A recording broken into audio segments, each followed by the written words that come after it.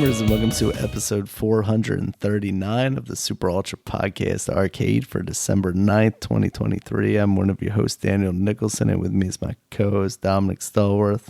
What's going on, Dominic? Not much, man. I am out of town, so we'll be sounding a little bit different, and the setup's a little different here, but I will still able to record. This podcast is going to be a pretty big one. We're not going to do the traditional like sports and wrestling and what we're watching and stuff like that because of the Game Awards and because of the big one, the Grand Theft Auto trailer was leaked only a day before, but we're still released nonetheless. And but I will just quickly talk about the games I did play.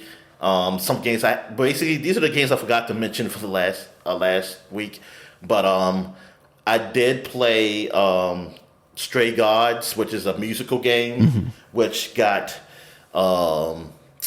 it did. I think Geoff Keighley and them did a bad job. They should have probably nominated this game. Actually, I don't know. I don't know. I think for music they should have nominated this game. I mean, it's pretty cool, like how they do the music in the game. It's a more of a visual novel. I'm trying to think what to compare it to. I'm trying to think. Another game that I played that was like a visual novel esque game. I don't know why. I just my mind is blank right now. I played quite a few of them. It's kind of like Oxenfree, like.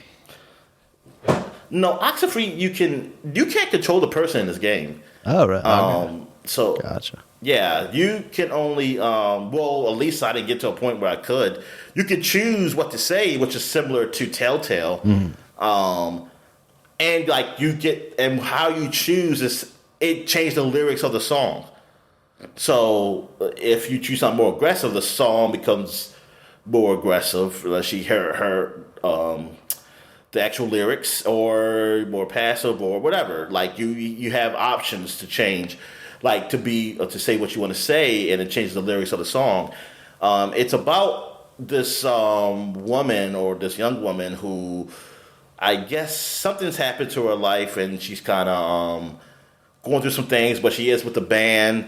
But then she meets this woman because they were doing tryouts for the band, and all of a sudden, the woman was there after the band had finished doing tryouts, though. But she met her, and then they went separate ways. But when the girl went home, the woman came, and she was like dying. I don't know how she found. Well, you don't know how she found your place, but then you realize she was a god, and now you got her powers. She was a god of like music. I forgot the god's name, but now the gods are blaming you for her death, though, because they think you killed her because you was the only one there.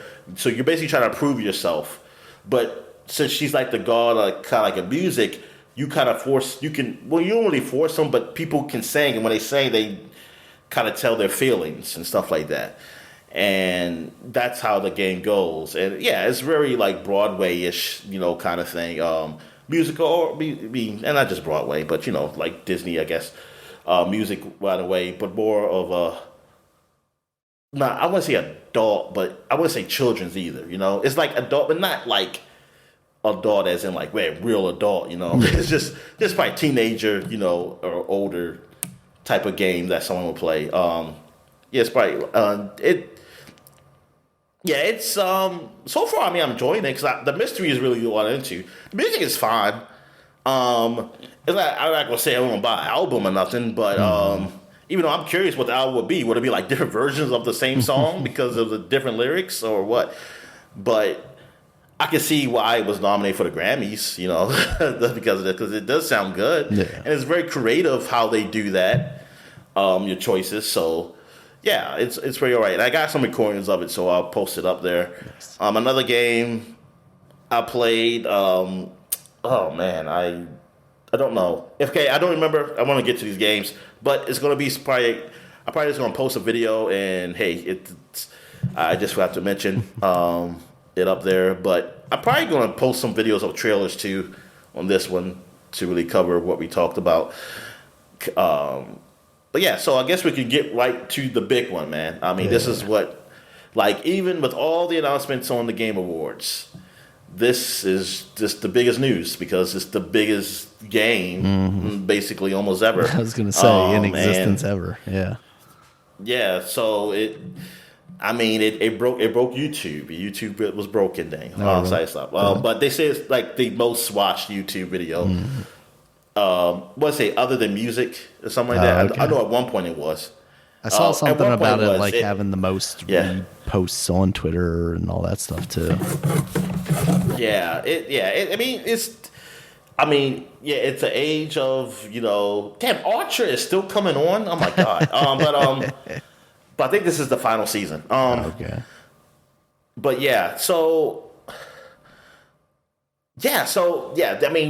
this game isn't.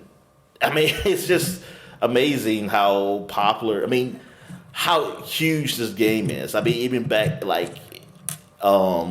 it became huge in Grand Theft Auto 3, and it's just gone up and up and up since then. And now social media is even bigger now, so you can definitely just see the eyeballs on this. People looking at this game. But yeah, so I guess we can just let's just start off. So yeah, the trailer came out. How I feel about it? It's, if you ever seen Grand Theft Auto trailers, they always show like the first trailer or like it shows a lot but doesn't tell a lot. Yeah, it's very much a tone setting. It really just shows you the world. It shows you the world and the characters and stuff. Yeah, exactly. Like you don't get a story or nothing from it. You don't know. You can just get what you get people just like guessing and things of that nature. But you get the setting piece, and it's usually some sort of, but it's usually like in-game content. You might see some type of gameplay, but even if it's not gameplay, it is in-game. Yeah, it's always this is in-game cinematic visuals. Yeah, they usually do that, and in this one, it definitely shows you that you definitely in Vice City. It's Florida, and they really show off things that we've seen in Florida, like Florida stuff online, like videos, like gators and sexy bodies. Yeah, and a lot of ass. A lot of ass. Yes. Welcome to Miami.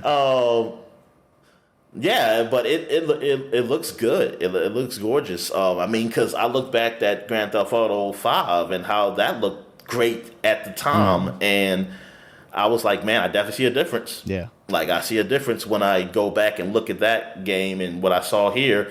Like, when I first saw it, if I wasn't really thinking about Grand Theft Auto 5, I would think, like, hey, it don't look that much different, but it looks good. And then I'll go back and say, oh, yeah, they definitely. That's exactly how I felt. Because, like, the first time I looked at it, I was like, okay, this looks good, but, like, not amazing. But, like, now watching it again a couple of more times, I'm like, okay, yeah, no, this is pretty on point.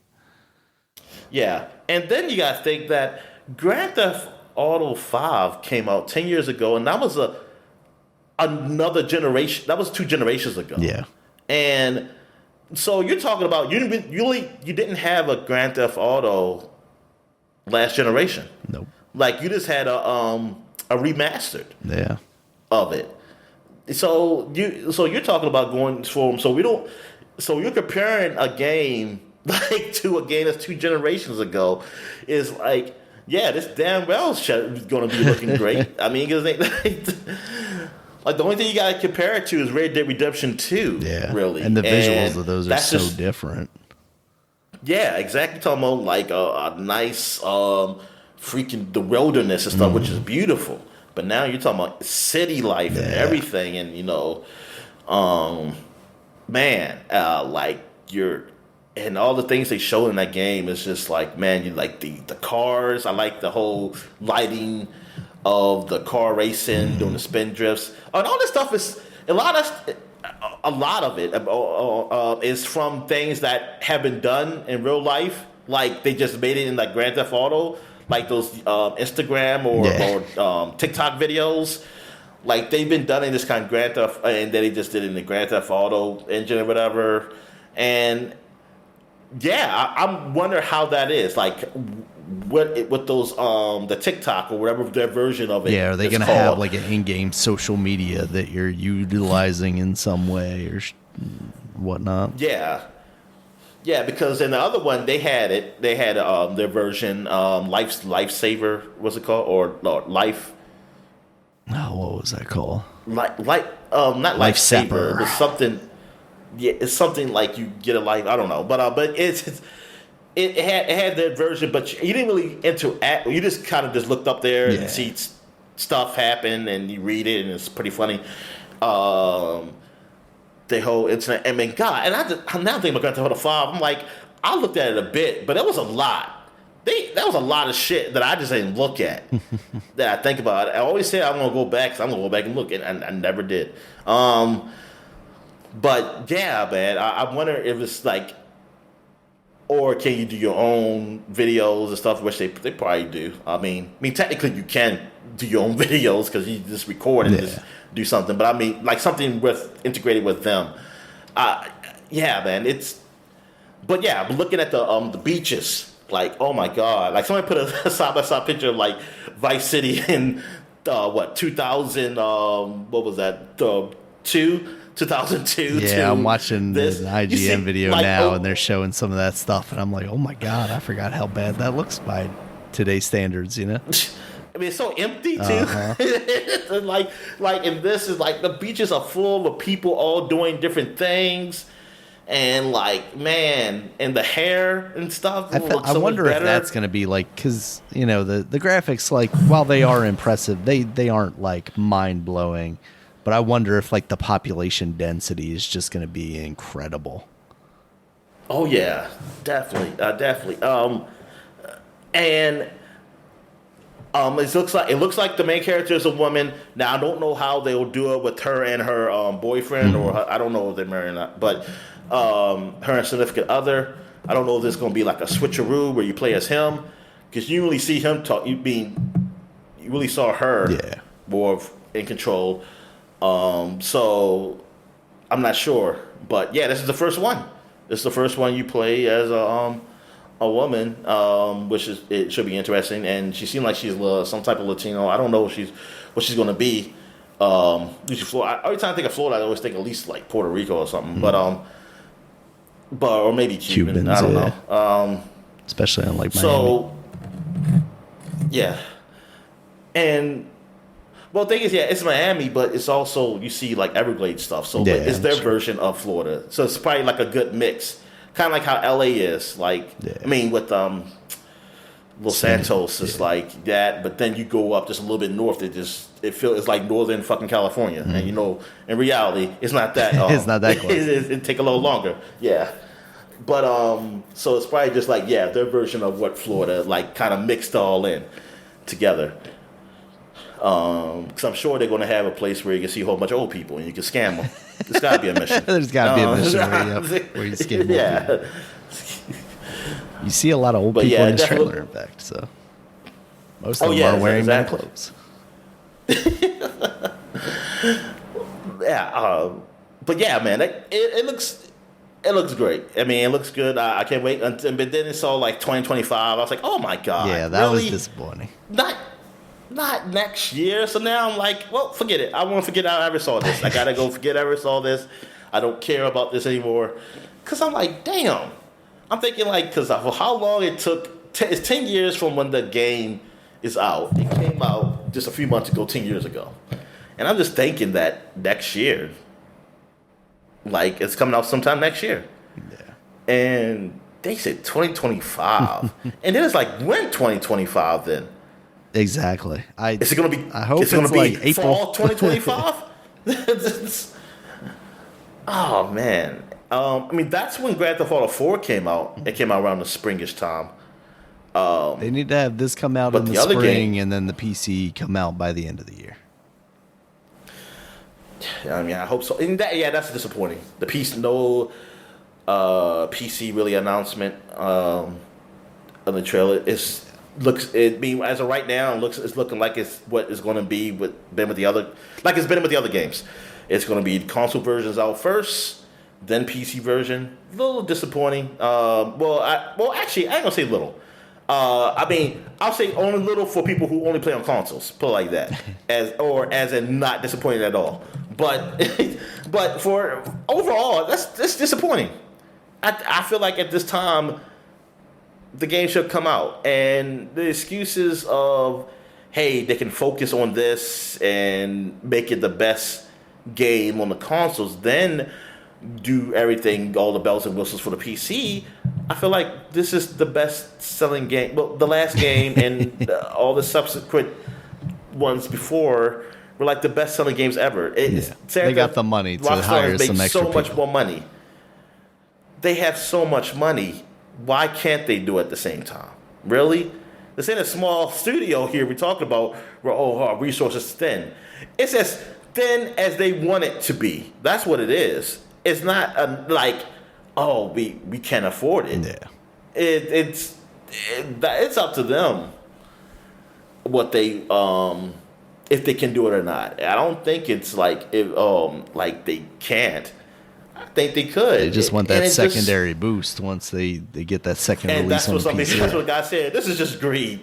So this is just greed. This is just them making people go buy. If the PC people really want to play it, go buy one of the consoles. Yep. And they'll buy it on the console, and then when it comes out on PC, they'll get it there too because they want mods. Yeah.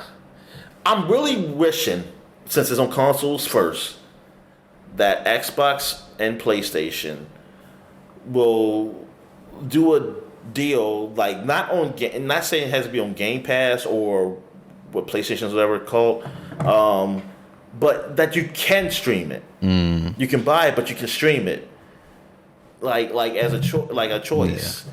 Like you, I just hasn't that been Microsoft's thing though, that they were supposed to start doing that at some point, like games you own. Yeah, well, this game ain't coming to 2025, so hopefully by then that'll be a thing. Yeah, by then you can stream it to your Switch too. Oh my God, Dominic, by the time that this game comes out, there's a good chance there's going to be a Switch 2 on shelves.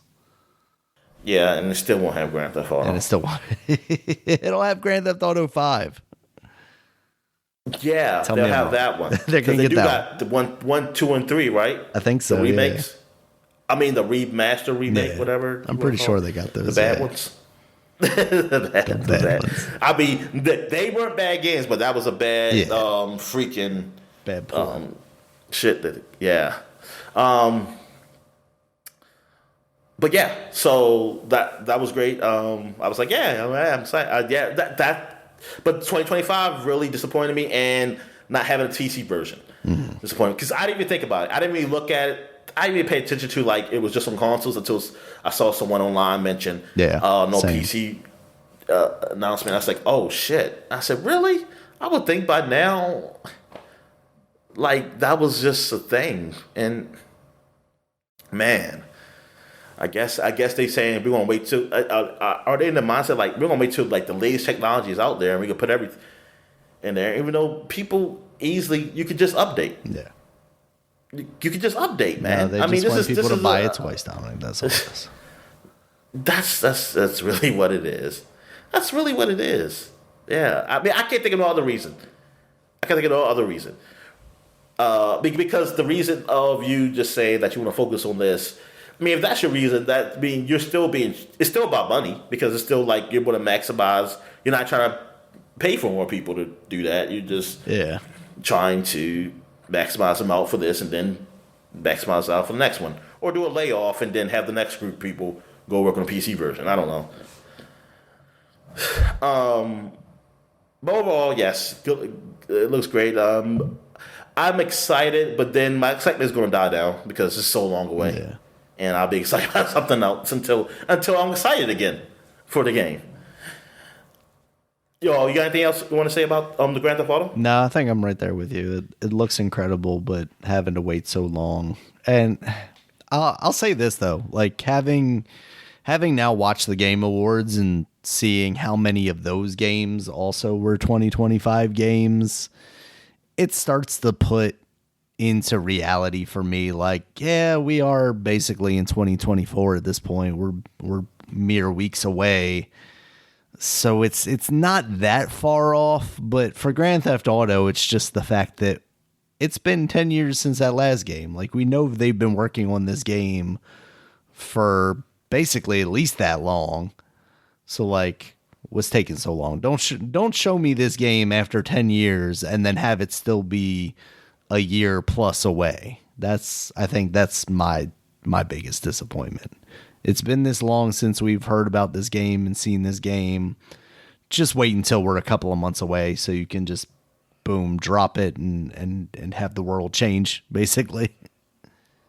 Yeah. I'd rather for them to say, like, hey, the multiplayer will be a year away. Yeah. I'll be okay with that. Because they say because you still got Grand Theft Auto 5 multiplayer. Yeah.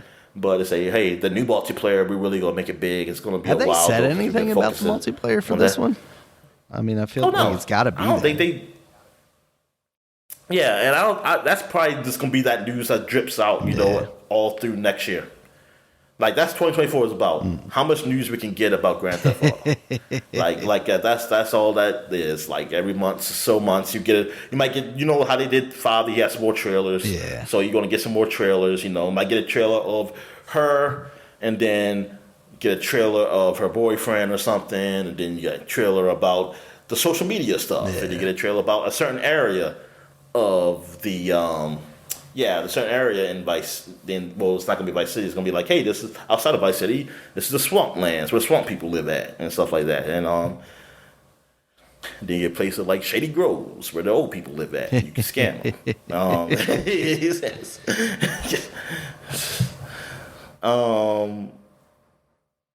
Yeah. All right. So they got nothing to say about that. I guess we can get right into the other big news of the week. The Game Awards. Geoff Keighley's Game Awards. All right, Dominic. So I got this in chronological order. I was taking notes as I was watching it. So basically, we kick off with the pre-show. It starts out with Brothers: A Tale of Two Sons. There is a updated remake of that coming out. That's February 28th of next year, even though I wrote 2023 there.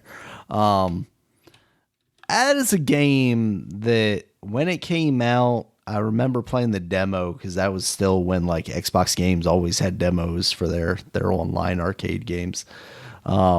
And thinking it was all right, but like everybody was gushing about it that year, like it was on Game of the Year lists and stuff like that.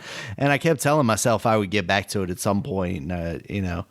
And now, obviously, I'm never going to go back to that original game unless this comes out and everybody says like they ruined it. It's just kind of crazy to me. I think that we're now at a point where a game like this or Braid, like these smaller indie games, are now getting these remasters too. I think it's so crazy that's how big video gaming is now, that these games that were once considered indie, I mean, I say once considered, but like Braid was a game that was made mostly by, you know, like one guy. And here we are now, like, okay, I've now got the money and the power and the ability to make what I wanted to make at that time, I guess. So yeah, that should be interesting. We'll see how that turns out. Wait. I want to say something about Brothers. Okay, yeah, I'm not moving on yet. I will say though, like, it feels like the original game had like an aesthetic to it, like a specific art style. And this trailer definitely felt like just kind of generic, more photorealistic looking graphics. So I wonder what's going on there, if they're kind of abandoning that just because they have the horsepower now, or what's going on with that. So what do you think, Dominic? Wait a minute. What'd you say happened with it? Like, it didn't look like it was running well? No, it just doesn't have the same like art style that it once did. Oh. It looks like it's just like more generic now, and I don't know if like maybe back in the day they chose the art style that they did because that's kind of what they were limited to or what, but it doesn't feel like it has quite as much character, I feel like. Yeah, this is a game that I always said like I wanted to play too. because of how people liked it, and I played the demo also, but or I played I probably played the main game because I think it was free, and I was playing some of it, but I never did get back to it. I mean, it's just too many games. But now that this remake is happening, I'm just kind of like, yeah, I'll play this version of it, and it looks good. I mean, it looked good from what I saw. So I was like, yeah, that's it. I thought it was pretty cool. That was definitely something new that I didn't expect to see. So yeah, I definitely want to get my hands on that because it seems like a guy would like, especially now. I definitely would. I feel like I can play that. Yeah. So play this version because it also has cool. Like the unique concept of you using both sticks at the same time, right? Like that's how that game controlled. Like each character you controlled with one stick. And it's coming out on everything. Yeah. Was there a Switch version? There's going to be a Switch 2 version, I'm sure. I'm pushing for it, Dominic. That Switch 2 announcement is just around the corner. All right. So what's the next game? All right. Or what's the next whatever happened? Yeah. So I also have the awards sprinkled in here as they showed up too. So this when they announced the best family game that went to Mario Wonder, and Doug Bowser came up and accepted that. Boo. I don't remember the choices, so I don't know. The only one that matters, Dominic, Mario Wonder. All right, next up was a new game from Daniel Mullins. He's the one that did Inscription. It's Pony Island 2. He also did Pony Island 1. Pony Island 2, Panda Circus. Pony Island 1, I remember being like this weird subversive game where it's like it starts out as this one thing, a pony like side-scrolling endless runner thing, and then you slowly find out that like, oh, there's more to it underneath here. And that seems like, I don't even know if they're going for the like subversion part because it just seems like a lot of weird random imagery from this trailer in this one. So this is the first game that they showed off that is coming in 2025. So the slow realization that, hey, these games that we're seeing now are over a year away. All right, next up was the Rise of the Golden Idol. This is the follow-up to the Curse of the Golden Idol, which I believe came out last year.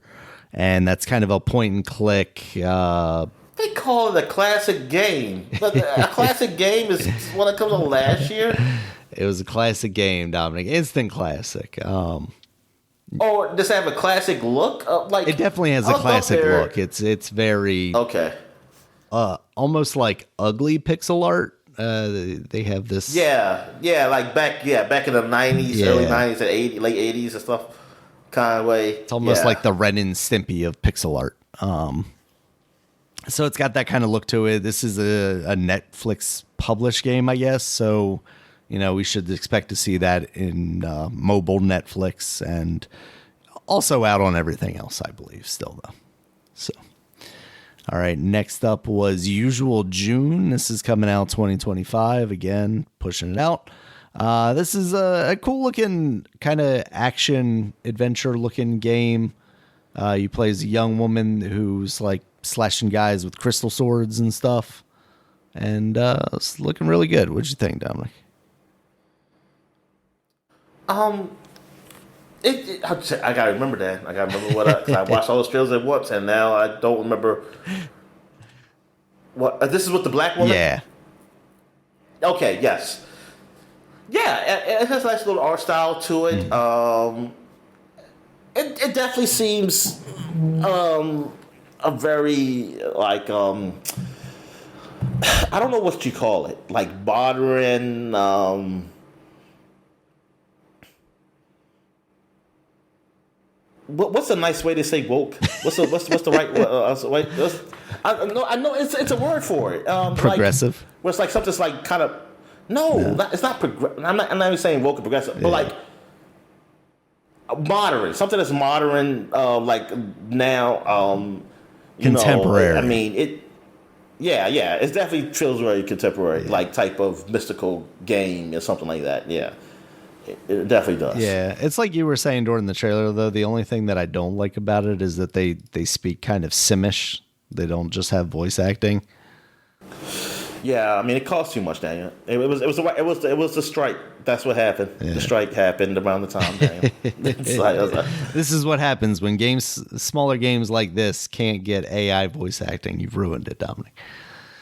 That's what I'm saying. I think they could get voice. Yeah, have an AI system. It's got to be an AI system for like, man, we can't afford to get a real voice actor, and then we can use it. Nah, I'm sure somebody will sell their voice. I'll sell my voice, Dominic, as long as I get a little bit off the top, a little bit of. Oh, you can just do a regular developer's voice, and then the AI will just make it sound good, like a good voice actor. Auto tune. All right. Next up was the award for best accessibility that went to Forza Motorsport. So I'm actually interested to see what they did this year in that game.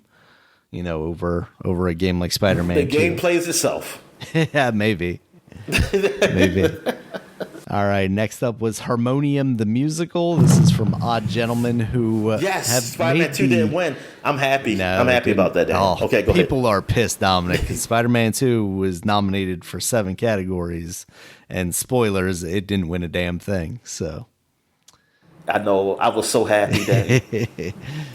I mean, I didn't really see it winning in any of the categories, like with who was except up for accessibility. Against. So yeah, I mean, outside of that, and for me, that was mostly just because I was most familiar with what it was doing, and what it was doing was pretty impressive. So it is. So Forza must be doing something. A blind person can play the game. Yeah, almost. All right, so Harmonium the Musical, this is from the team that has been working on those new King's Quest games, the ones that were like episodic and kind of like Telltale games. Oh, yeah, damn. You remember that? I was playing that, and then I just stopped. And this is a Netflix and Game Pass thing. So you're playing as a little girl who is deaf, and then she seems to go into like this kind of fantasy world where she's then able to, I guess, hear, but like sing and perform. And it seems like an interesting idea. I want to see what the gameplay actually is going to be like in that. But it's cute. You mentioned like Pixar, like it feels very much like that, you know, that tone, if you will. Yeah, definitely. It's like seems like a really nice game. Like a nice story. We're very warm. You know, have warm feelies in there. You know, very sappy. Yeah, very sappy. Stop. No. It seems like it's really nice though. Like, you know, it's pretty cool. And you know, since like I was mentioning about Spider-Man, how like you don't really see things with deaf people, you know, in games. So now to have a game where the main character is that, I mean, it's like, oh, there you go. Mm-hmm. There you go. There's something else for people to be angry about for no fucking reason at all. But that's okay. Yep. The internet is in a tizzy. All right, next up, Dominic, is Windbound. This is the latest game from the Dead Cells developer. This is a multiplayer, third-person, like isometric, almost like Diablo view action game. Basically, you know, kind of dungeon crawly type thing. Very colorful, though. It looks pretty neat. And that's coming to early access in 2024 on Steam. What'd you think of that? I'm sorry. I'm trying to mess with the mic. Gotcha. Okay. So, what? Oh shit! What's the game? You said? What's the name? Give me the name. Windblown. Oh, Windblown. Yes, it does. And that's multiplayer. That's pretty interesting. I wonder how the multiplayer is. Is it like you can just jump in, jump out, or is it you have to be with friends? You have to be invited. You know. Yeah. Which. Yeah, that kind of, like, for me, I mean, it's nice that it's there. It's just that I'm not going to be able to take advantage of that because people don't play games that I play at my age. Like, people like in time and stuff. So it's just not going to happen. Yeah. So, but that is a cool feature that they have. And it looks cool. Mm-hmm. I mean, from the little bit they did show off the gameplay, it looks like it can be fun. I did like Dead Cells, so I do trust them in this game. I mean, I'm looking forward to it. Like, hey, they've done a good game before, so I'm like, hey, they earned it. Yeah. For me to really look out for it. Like, look out for them in this game. Absolutely. All right, next up, Dominic, the follow-up to Thumper, Thrasher. That's coming out in 2024. This trailer is basically just like crazy visuals, taking the stuff you saw in Thumper to kind of a whole nother level. A lot of moving things going on, a lot of weird demonic-looking things coming at you. Yeah, it looks good. I love Thumper. Yeah. It was really fun. I never did finish it all, but I liked it. I liked it in VR. It was really cool. Yeah, I'm looking forward to this. Yeah. Next up, Dominic, another one you're probably looking forward to, Persona 3. That's coming out February 2nd of next year. And it's looking pretty good. Reloaded. It's called Reloaded, right? So, yeah, this is the remake of Persona 3, which I now wish I didn't play recently this year.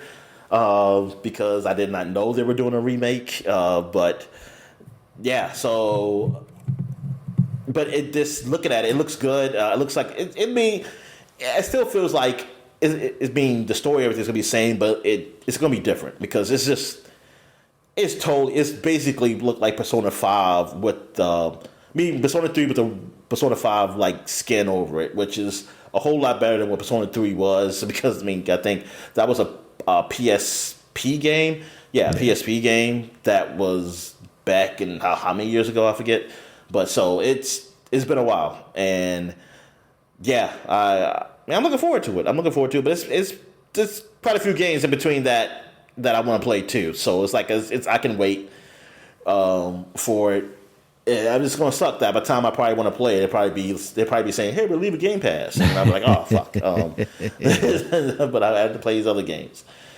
All right, next up, Dominic, the announcement that Dave the Diver and Dredge, two of the indie games that were nominated for Best Indie in this show, we're doing a crossover, and it makes sense. They're both kind of fishing, sea exploration type games. Dave the Diver, you're obviously diving for stuff. Dredge, you're kind of in this ship trying to pull up junk and stuff like that. So I was just looking at Dave the Diver, the game. Now. Yeah. That's all I was. Yeah, so that's coming December 15th. I didn't realize that's what it was. Because that game is already out, right? Dave the Diver already came out. Yeah, that's been out for quite a while now. It came out most recently on the Switch like a month or two ago, and there's actually a demo on the Switch as well.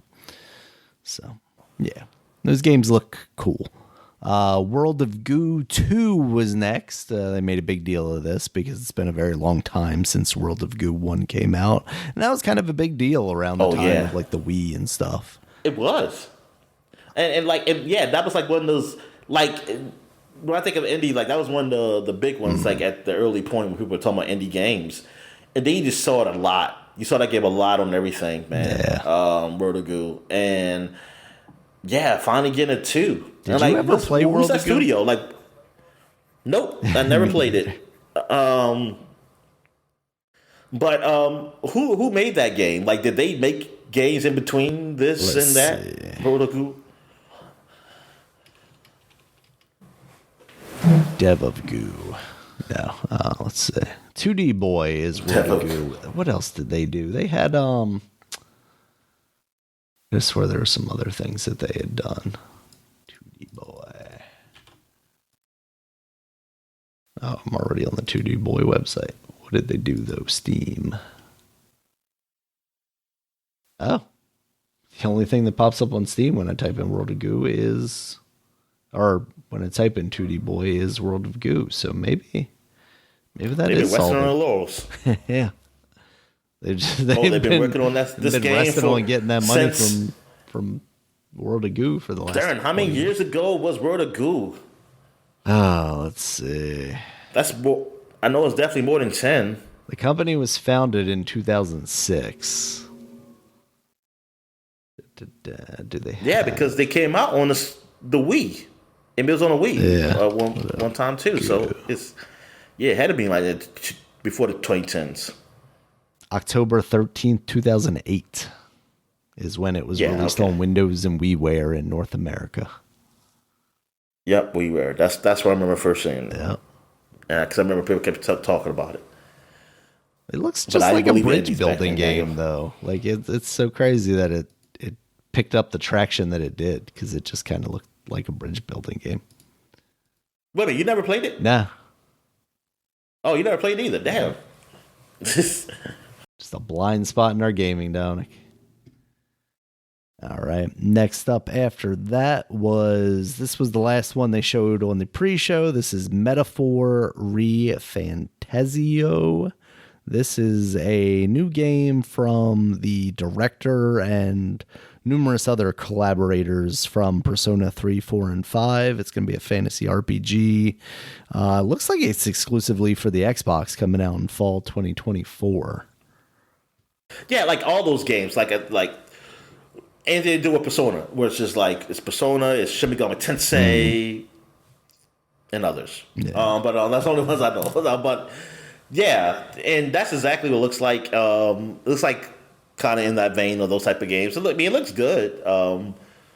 So if you're interested in that cold genre, I mean, I don't know if you call it genre. I mean, it's just an RPG, but. Yeah. Though those studios, because of their type of games and the type of monsters, all seems to cross over. I'm curious. I didn't really look at closely at this to see if it does do the same thing they do between Persona and Shin Megami Tensei, where they have the same type of monsters. Yeah. In both, if they're going to have it in this too, I don't know. Yeah, I wonder. This correction to that, it's not just Xbox exclusive. I'm not sure. I thought I saw an Xbox logo at the end of this, and it's not been confirmed for Game Pass. So maybe I was just seeing like the beginning of the next trailer or something, or the next commercial since it was the end of the show. But it is coming to basically everything. So, all right, the main show. Oh, Switch. Yeah, Switch. It has Switch up there too. Did I see Switch on that website there? Let's see. They've got, no, not Switch. Xbox Series X and S, Windows, PS5, PS4, and Steam right now is what they've got. So we shall see. As soon as that new console is shown off, Dominic, they'll announce it for that too. All right. The main show kicked off with the announcement of the Best Performance Award, and that was presented by Christopher Judge, who, of course, famously last year took 7 minutes during his acceptance speech. A thing that we will see the results of if you watch this show, because there were very few categories where they actually were on the stage and presented the awards to a developer or, whomever, creator. And when they did, that music was almost hitting instantly. Like even in this one, it was Neil Newbon who won for Baldur's Gate. And almost instantly, it felt like that music was playing to get him to speed up and get off that stage. Because, man, they did not give him a chance. So yeah, since then, Geoff Keighley said, this year it sounds like, this year we were a little too hard on the developers. So hopefully maybe next year he can, because they find want them to balance. They didn't want them to talk, say Free Palestine. That's why it's like they might not have wanted to keep that or up. say anything about the terrible conditions the developers are dealing with right now, because that he too. also didn't mention any of that, and there are plenty of articles about that. There were also people outside protesting, apparently. But yeah, none of that came up. So yeah. After that, Matthew McConaughey came out. All right. Apparently, he is working with a studio in Austin, Texas, as a voice actor for Exodus. This is going to be a third-person action shooting game. Geoff Keighley mentions it after the trailer runs, but it has Mass Effect vibes. It has a lot of space sci-fi vibes to it. It's a good-looking game. It presented well. Yeah, it did presented well. I like that. Give Mass Effect vibes because we need a backup plan just in case this next Mass Effect sucks.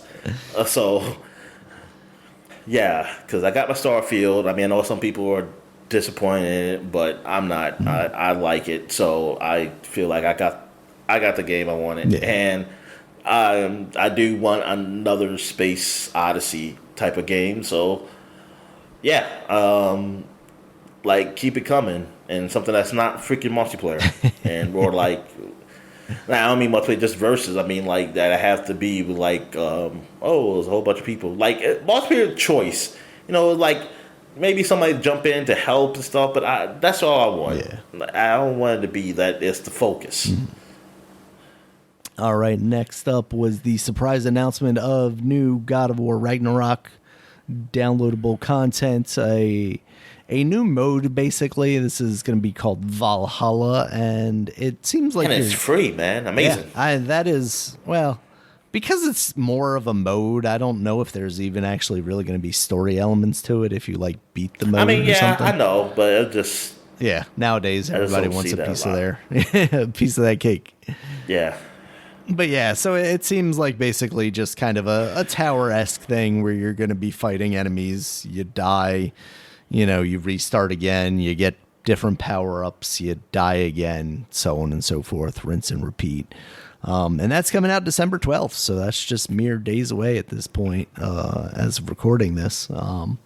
Yeah, so that's cool. I mean, for people that are, looking for a reason to get back into that combat. For me, I don't need the reason. I just need to get back to playing that game so I can finish that story. Yeah, same here. Same here. Because it's like you said, you were like, I don't really want to watch this trailer in case it spoils anything. And yeah, I don't think I think I know how that game ends, but I also know how that game doesn't end, which was kind of a concern. So I don't know.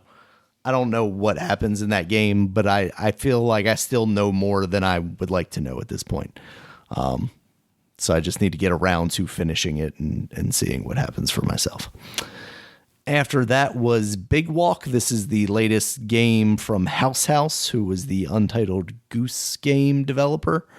This is coming out in 2025. Like I said, this is kind of a trend. This game, I am struggling to find words about describing this thing. So, like, you have these very cartoonish humanoid type things. Like, they have 2 arms, they have 2 legs, but their faces are just very basic with big noses. I guess that's what they are. And they're just making these weird sounds as they move around, and then they're interacting with each other. So I don't know if it's like a multiplayer game or if it's just, the characters in the world. It gives me the feeling of like a Bug Snacks, where it's just like there's these really odd characters in this really odd world, and you're just kind of going around and exploring and interacting with them. Yeah, I don't know. I have nothing to say about it because I don't know what it is. But it seems like it's one of those all quirky games that might be fun and funny, because people did like the Goose game. Yeah, the Goose game was good. So much like you said with the other developer, like they kind of have that cachet with me where it's like, oh yeah, I trust that they're making a cool, weird thing. Yeah, definitely. All right, next up. Yeah, something original. Yeah. You need something that's something I just can't really put my mind on until I play it, and then I'm like, oh yeah, exactly, it's cool. Those are the best games, the ones that I can't come up with myself. All right, so next up was this performance of Hellblade 2 music. These people were dressed up as basically like Vikings or like Nordic kind of attire. And then there was a short trailer with some gameplay in there, and then a release year at the end, which was 2024, which, I mean, you would hope so January at this point. 1st. Yeah, sure. December 31st. But yeah, how are we, what are we, 2 years after the launch of these systems at this point? And 2 years? 3 years. 3 years, right? Because it was 2020. Yeah. Yeah, we're 3 years after the launch of these systems, and we thought that game was going to be a launch title or a launch window title, and we still don't even have a firm date. Right? Can we still blame COVID? I mean, I'm going to continue to for the rest of my life, I think. It's long COVID at this point, Dominic. Long COVID. But But yeah, like as beautiful as that game looks, and as much as one of these days I want to get around to playing that first game, I know. I just maybe that's what's happening here. Like the day that I sit down and I beat that first game is the day that they're going to announce that the second one is coming out. Yes, the following day. For you, Dave. They're waiting. You're for me holding first. it up. That's what's going to happen. I'm going to will that into existence. I'm going to wait until I hear rumors that like it's going to get a release date soon, and then I'm going to play that game so I can make it come to fruition. All right. After that trailer, we saw the announcement for Best Narrative that went to Alan Wake 2. Sam like went up on stage, got like 5 seconds to have a speech, and then they moved on from him. After that, they brought out Ikumi Nakamura. She is the woman that was kind of made famous from a previous Game Awards, or was it Game Awards or was it Ghostwire Tokyo? Yeah, it was Ghostwire Tokyo. She was working for that studio, and everybody glommed onto her. I think it was E3. I think it was E3. Yeah. So she had left that studio, but now she's got a new studio called The Unseen in Tokyo, and they had a trailer for a new game called Kimori. Was she excited this time too? Yes, she was very excited. Very That's nice. Upbeat, very happy. And this game looks cool. I mean, it's very much a trailer that is showing off what they are going to be doing with it, not like a gameplay trailer or anything, but it's like parkour plus action. It looks neat, you know. It's very like cool urban stylings. So yeah, it's very very stylish. Yeah, it looks like it could be pretty stylish. Yep. All right. After that was No Rest for the Wicked. This is coming from Moon Studios, who made Ori and the Will of the Wisp and Ori and the Blind Forest. And it looks like it's kind of like a Diablo-like RPG, you know, isometric view, hack and slash kind of thing. So it's interesting to see a lot of these developers that we're familiar with doing a very specific thing, like these guys and the Dead Cell guys moving into like basically a completely new genre and exploring different things there. That's pretty cool. Did this one interest you at all, Dominic? Did you? Okay. I'll try to remember what the hell this game is now. This is No Rest for the Wicked? Yeah, No Rest for the Wicked. Oh, dang. I'm trying to think. What? Let me go put it in. Yeah. It's very much like Old Kings and... Oh, this is the Ori and the Blind Forest. Yeah. Okay. Yes, this looks... Yeah, it looks... I like the look of it, and it looks like it's a kind of action game, or like Diablo-ish. Yeah. Kind of... Yeah, it has a nice like cartoony mixed with like fantasy. I mean, very much like Ori and the Blind Forest, but now in more of a 3D setting. It looks very nice aesthetically. Yeah, because Ori it was 3D, but it was 2D. You know, a 2D look, and this is in the isometric view of it. Yes, look at them daisies. Yeah, it looks so nice. I'm excited for this. I do want to try it. I do want to play this. Yeah, it looks cool. Next up, Gonzo from the Muppets was talking with Geoff Keighley. Basically, he was making fun of the fact that they were the same person.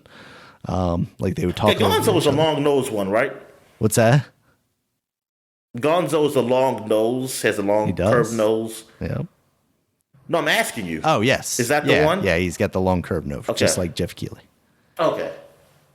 Oh, okay. Yeah. So, yeah. He was basically saying, like, oh, I like playing Zelda because you chase the chickens, because, you know, that's Gonzo's thing. He also likes to chase chickens. So. I mean, is Gonzo Jewish? We hope not, Dominic. We hope not. That's if he is, that's anti-Semitic.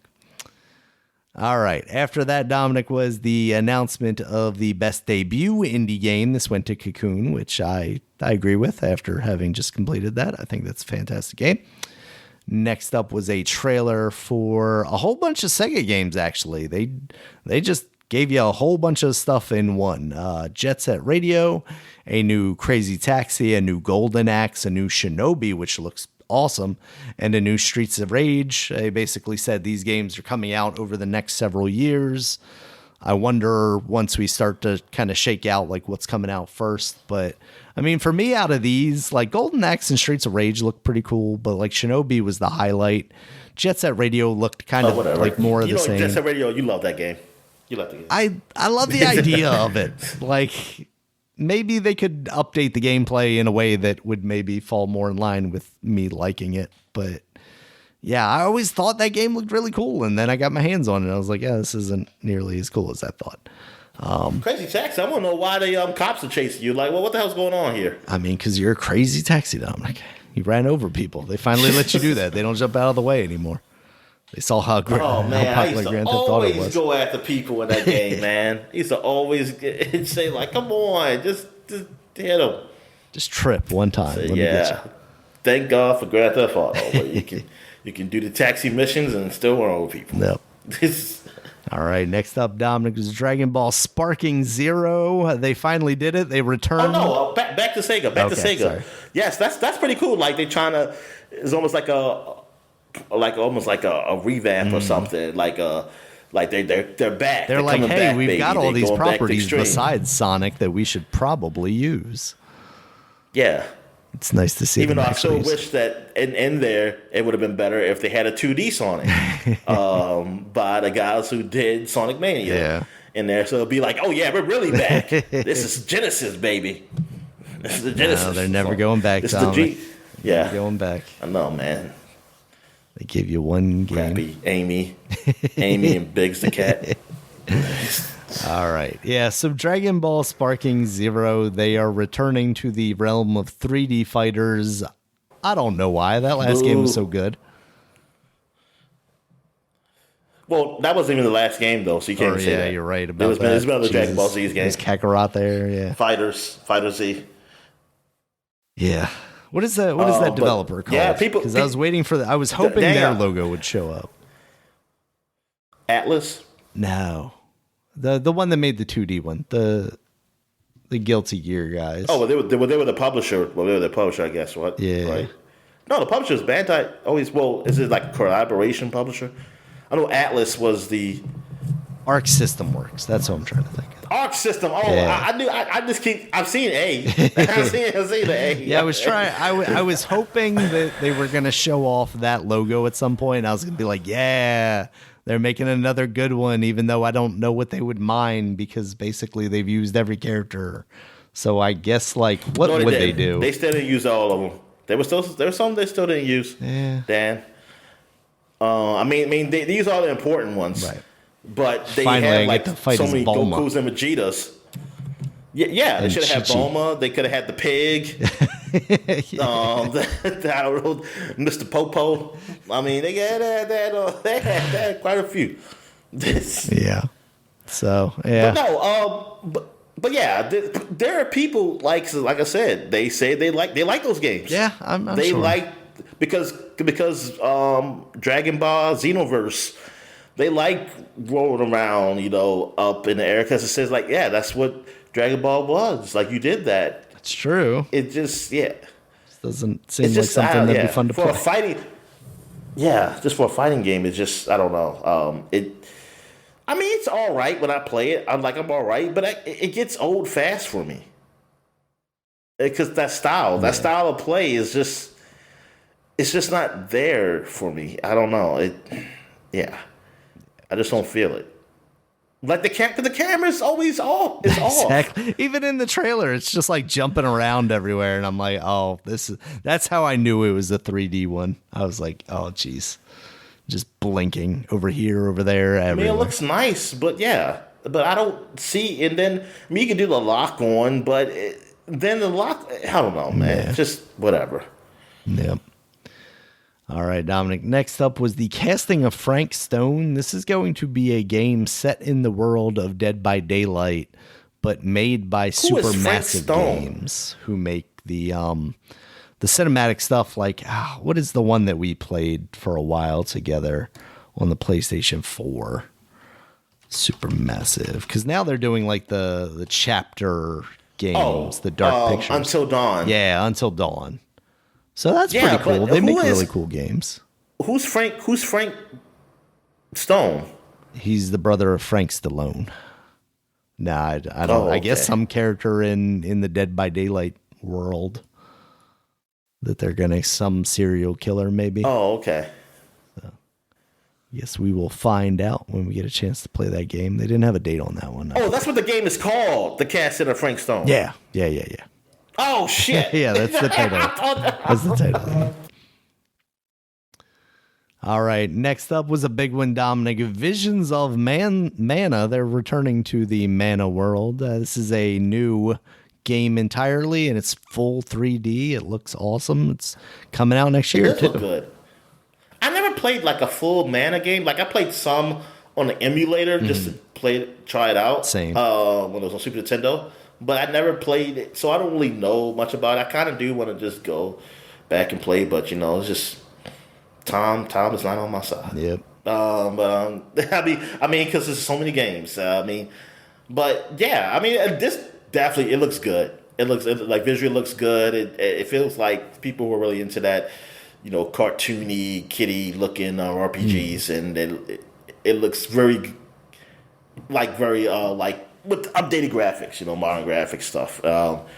With the anime-ish, RPG kind of look to it. Because they did come out with Echoes of Mana apparently like 2 years ago, and it was very the much remastered. Was what, like less than 5 years ago, maybe, or something?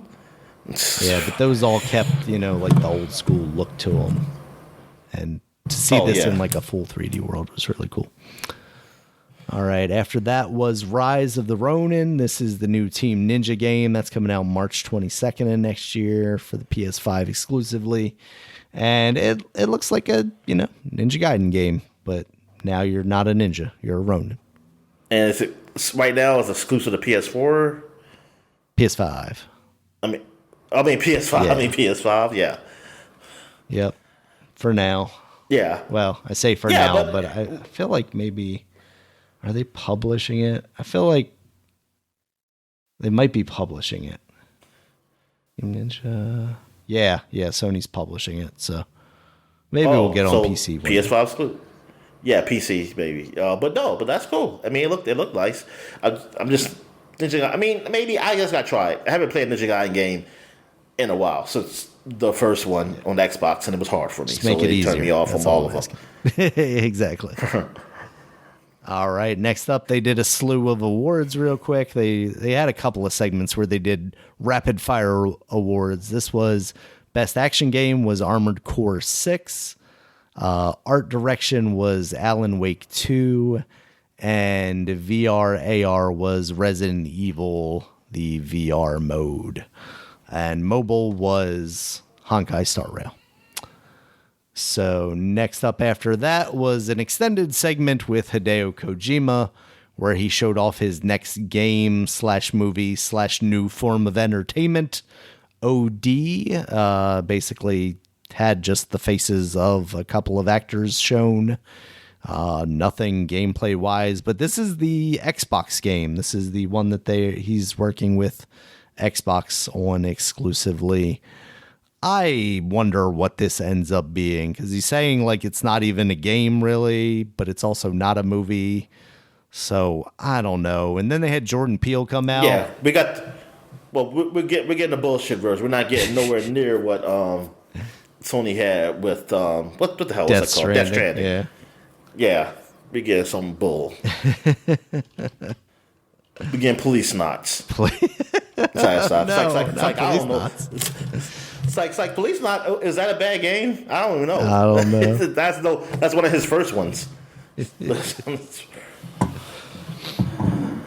All right, but yeah, I'm not. I don't really care. Yeah. I haven't liked the Kojima game since Metal Gear Solid 2, and even going back to that, it's something I liked when I was young. I don't. Not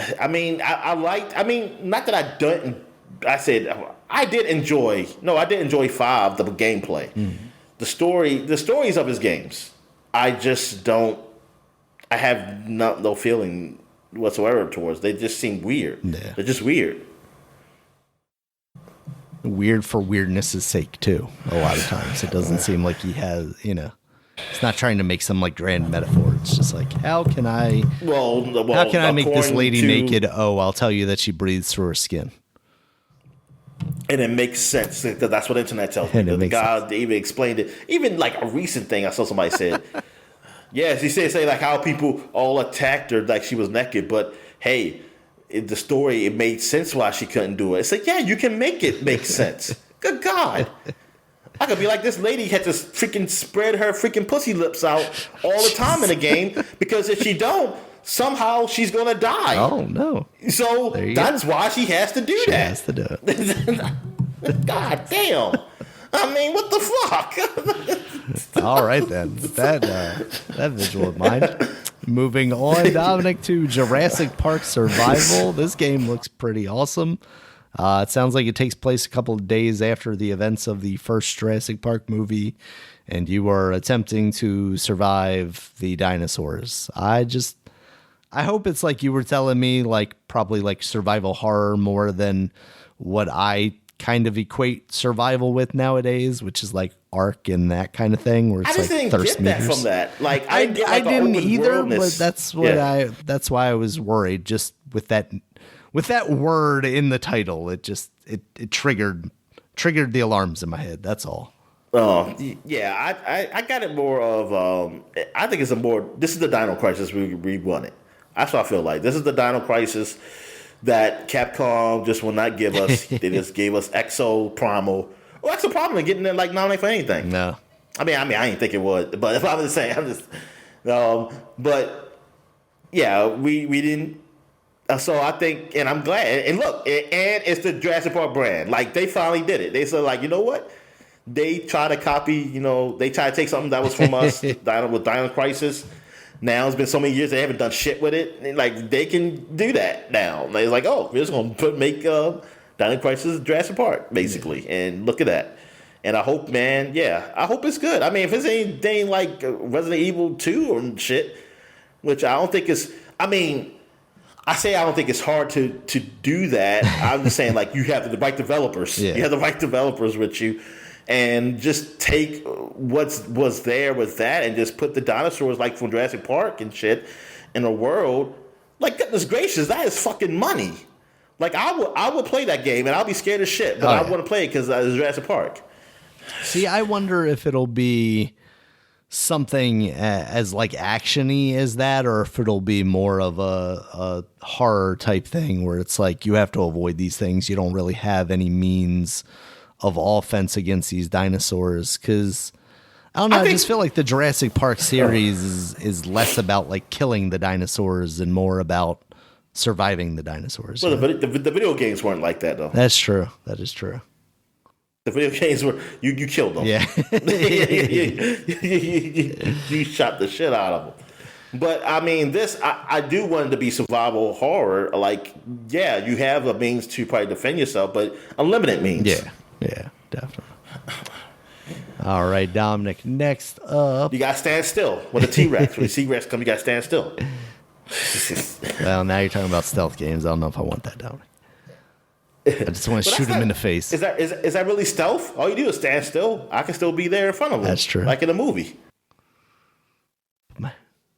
All right, so next up was Best Audio Design. That went to Hi-Fi Rush. That's pretty solid choice. Next trailer was Black Myth Wukong. That is a Journey to the West game and, a Monkey King game. That game looks pretty awesome. It's coming out August 20th of 2024. I think we had seen that previously a couple of times now, but the gameplay that they showed looks pretty good. Yeah, it does. It does look really good. Like it looks like a God of War Ragnarok kind of thing. Like, going through this world, this mystical world, and these nice environments and big enemies and things of that nature. That's what it kind of looks like, and I'm okay with that. I'm just hoping, like, don't make it like Dark Soulish. Don't make it too hard. Don't make it anything like that, because I swear to God, if you do that, man, God damn it, I will send letters. well, emails. So emails, death threat emails. There you go. All right, next up was a new trailer for the Suicide Squad Kill the Justice League. That's coming out February 2nd, 2024. It's kind of crazy that we were talking just what felt like a couple of months ago about how this game was getting delayed and how it was so far away, and now here we are just like basically a month and a half away from its release. And I could care less. It could go further. I wonder how it's going to turn out. I really do. I mean, I'm hoping it can still be fun. Even though it's not the game I want, yeah, it can still be fun. You know, better than Gotham Knights or something like that. But I don't like that they're trying to milk nickel and dime. But they won't be getting that from me. I know that. Like, I'm going to do one playthrough and then that's it. Yeah. But yeah, I don't know. Like, I'm more interested in the story. I'm more interested like what goes from here, because I feel like this is almost a swan song for Rocksteady. Not like Rocksteady with the license, almost like or at the Arkham universe, right. So that they might just kill all the fucking Justice League. I don't know. Reboot, like because yeah, they might just, and then they'll just, I don't know what Rocksteady would do after this game, but yeah, I just feel like this is it from them as far as that whole Arkham universe. So, but yeah, it looks good. It seems funny. The trailer was pretty cool. Man, it's just weird that they went this route, man. Yeah. Damn, it's so weird that they went this route. That them are all the studios. All the studios you got the one that we like, the very single player that's game. Yeah. And you got them doing this. They were like, we're going to take these guys and trick them into thinking it's going to be one thing, and then they're going to pay for it, and then they're going to go, oh, wait, there are lots of microtransactions here. All right. Next up was Warframe. There's an update called The Whispers in the Walls. That's coming out December 13th. It's going to add some stuff. Warframe. That's a game that has been going on far longer than I would have maybe ever expected it to have gone on. Oh, man. I mean, that game, I just remember hearing that game when the new systems, the PS4 and Xbox One first came out. And I kind of wish I got into them at least within that year or two, because I tried to get into it later and I just didn't know what the fuck was going on to do.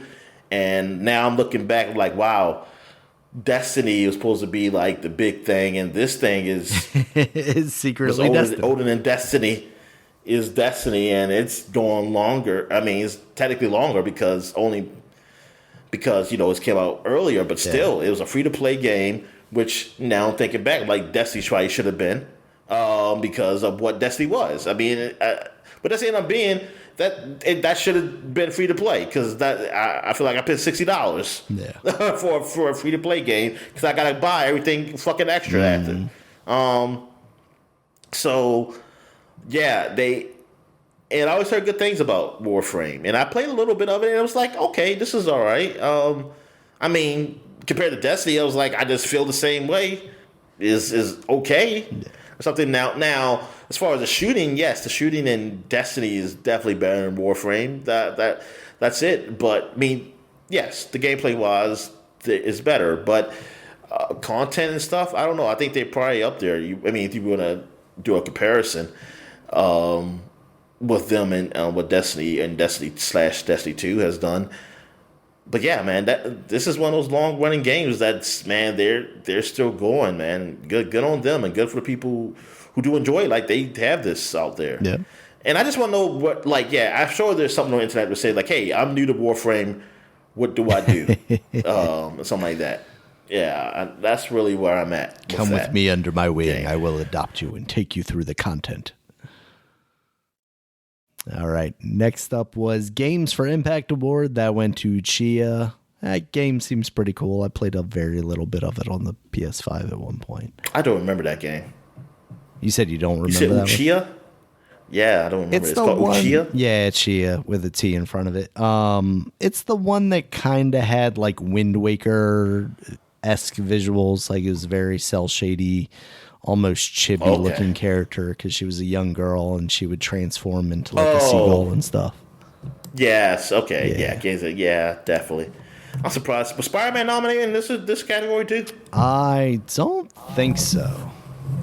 I'm shocked. I am shocked. I think they were all relatively smaller games in this one. Yeah, I guess they chose that. But even though I think that's not fair, no, because I just feel like Spider-Man had a lot of wokeness in it too. So I mean, I think it should have been there. Yeah, it's very progressive. Yeah, it was all Vemba was in there, Terra Nil, Goodbye Volcano High, Chance of Sonar, and Space for the Unbound. They were all relatively small games. No Modern Warfare 3 or anything. Nope. Darn, that should have got in there. They let you play as a lady finally. All right, let's see. Next up was there was an actor that came out, Abu Bakr Salim. He was the voice of Bayek in Assassin's Creed Origins, and he also played, I guess, like the father character in the Raised by Wolves, the series on HBO. Okay. He didn't last very long, did he? I don't remember seeing him much after the first episode. The father figure, was that the black guy? Yeah, the black man. Yeah, he did. Because he died, but then she brought him back. Okay, that's what it was. Yeah. Wow, that's him? Okay. Yeah, so he's started a studio and he's working on a game called Tales of Kenzara Zau. And he basically described it as a way to deal with the passing of his father a couple of years ago. And the game is a side-scrolling kind of action platformer game. It looks really cool visually. It kind of has like a cartoony-esque thing, almost like how the new Prince of Persia, that's also a side-scroller, looks. And it's about like this young man trying to get his father back from, I guess, basically like the devil or the god of death. It seems like a really interesting concept. It just looks visually pretty cool. What'd you think of that one, Dominic? Darn, I'm trying to think that I see this one. Honestly, you did. It was the one where you're talking about purples and stuff like that. Oh, okay. Yes. Yeah, very Wakanda, very Wakanda-esque. It did have some of that, future Africa kind of vibe to it. Yeah. No, but it looked like it's a side-scrolling action game, which I'm pretty cool with. Mm-hmm. Yeah, I'm curious about the story. Something like a story that deals with something in Africa lore or something. Well, even though it's a fantasy, maybe got some real things. I have no idea. But I always thought that even as a young age, even though I'm not particularly Pan-African, but I do. I mean, I appreciate stories from the Europeans and like with their old lores of like either Nordic or Roman or whatever, or the Asians with the Chinese lore or Japanese lore and things of that nature. I always said I don't see a lot from Africans, like their folklore or anything of the continent of Africa. I mean, the more of the Western Africa, or even like more the black people live at. Let's just be frank with it. Because I even see things, in the Middle East, they got their own lore too that you see that happen, like the Prince of Persia and Aladdin, and so you got so yeah. Why are you laughing? That is a story. Because when I think of those two things, it's the whitewash version. You think of Disney, them. even though like the white. Technically, I'm sure. Yeah, those stories are originating, from somewhere else. But yeah, my mind instantly goes to the Disneyification version, basically. So yeah, I do like this. I do like that they have this type of game, and I want to see like more or something like that. Definitely. All right, next up, Dominic, was the latest Don't Got Nod game. This is coming out late 2024, called The Lost Records Bloom and Rage. It appears to follow a group of young women and something supernatural is going on. It very much seems in line with what that original Life is Strange game was. Yes, very progressive. Which I think we both enjoyed that original series of Life is Strange quite a bit. Very voted for Obama kind of game. Yeah. I mean, that says so much on so many levels, Dominic. That's a deep one right there. All right. Next up was the first Berserker Kazen. Dyed hair liberal. Oh, sorry. Go ahead. This was an interesting looking one. It was kind of that girl had green hair. The black girl had green. Listen, I'm okay with dyed hair. I don't care. Like, just whatever.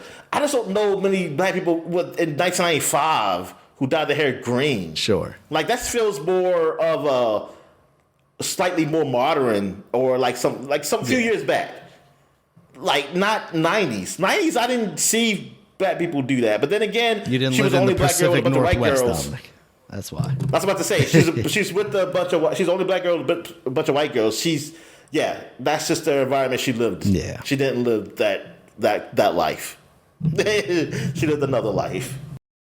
All right. So next up, the first Berserker Kazen. This was kind of cool because like the characters were animated in a very like two-dimensional cartoon art style, even though they were represented three-dimensionally. But then like the backgrounds were more just photorealistic, most modern AAA style. Where are we, Daniel? Because I lost where we were at. The first Berserker Kazen. So I don't think you saw the trailer for this one yet, because I doubt it was part of the best of trailers, and it wasn't really something I thought you necessarily needed to see. But it looks okay. All right. Next up, it's okay. I haven't seen it, so I can't say anything. You're gonna be like, why didn't we talk about this more? It looks amazing. Next up was Final Fantasy VII Rebirth. They did a performance. They, reiterated that that's coming out February 24th, 2024. They're also going to do something in January on the 9th. They're doing a crossover with Final Fantasy VII Rebirth and Apex Legends. So that seems pretty cool. Like somebody had Cloud Sword and things of that nature. It's nice to hear about Apex Legends. That's what I'm about to say. That's kind of what it is for me. That game, yeah. Because I was like, I hear about, of course, you hear about Fortnite, and I hear about Modern Warfare Warzone. Apex Legends, I haven't heard in a while. Yeah. I know it's still happening though. Yeah, I still know what's going on but I think their numbers have dropped off significantly. So. It's nice to see them get something to maybe juice that, that player count a little bit. Cause just to jump out of it real quick, I did try playing some of the Lego Fortnite thing just because I remembered, they're doing that Fortnite stuff. And then when I jumped on, the Rocket League stuff hadn't opened up yet. So I was like, okay, I'll see what this Lego thing is.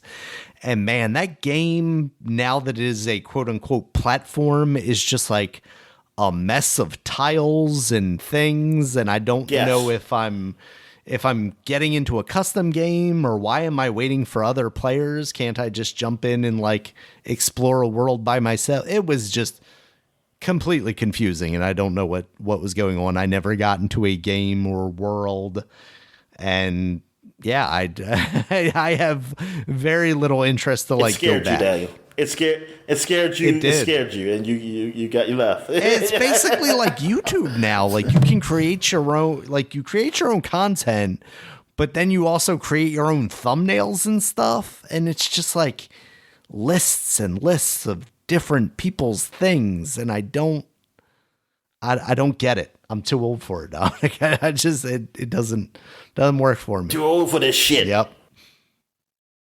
All right, so after that, we had a slew of awards again. Score and music went to Final Fantasy 16.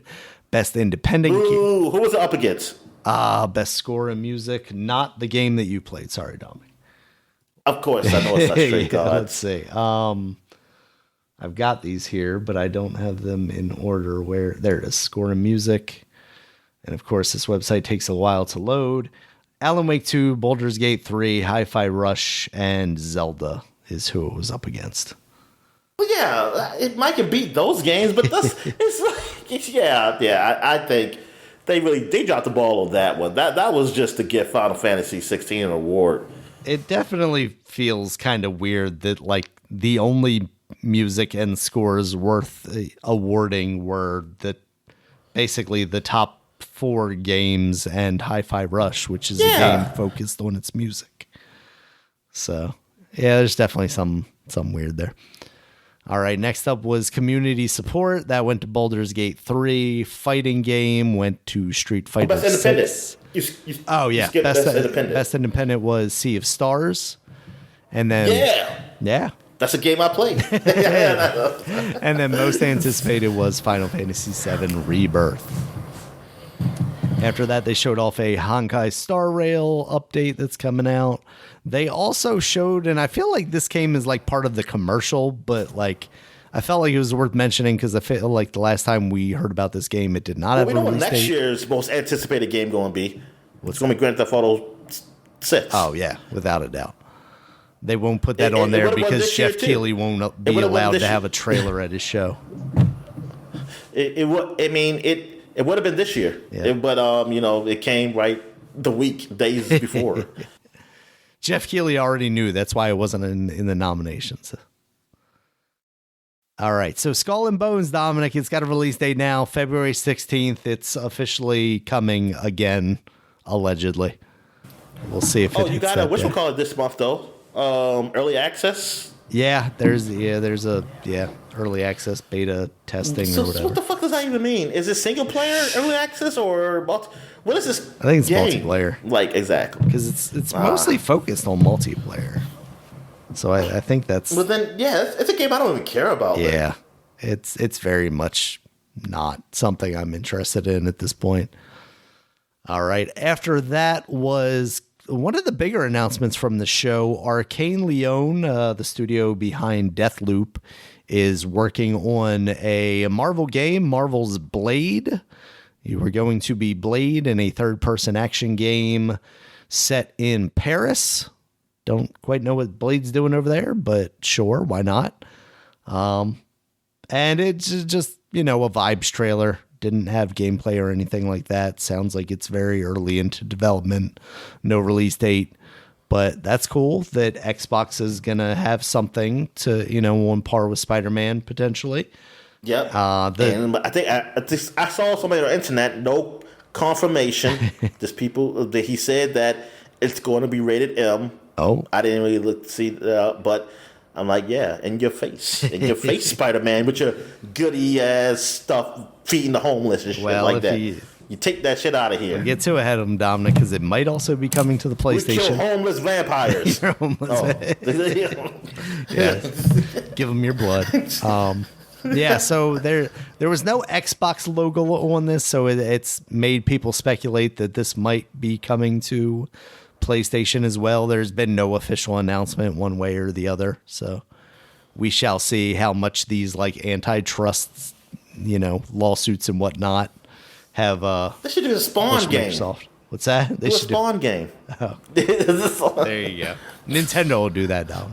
I don't even know if they still do Spawn comics.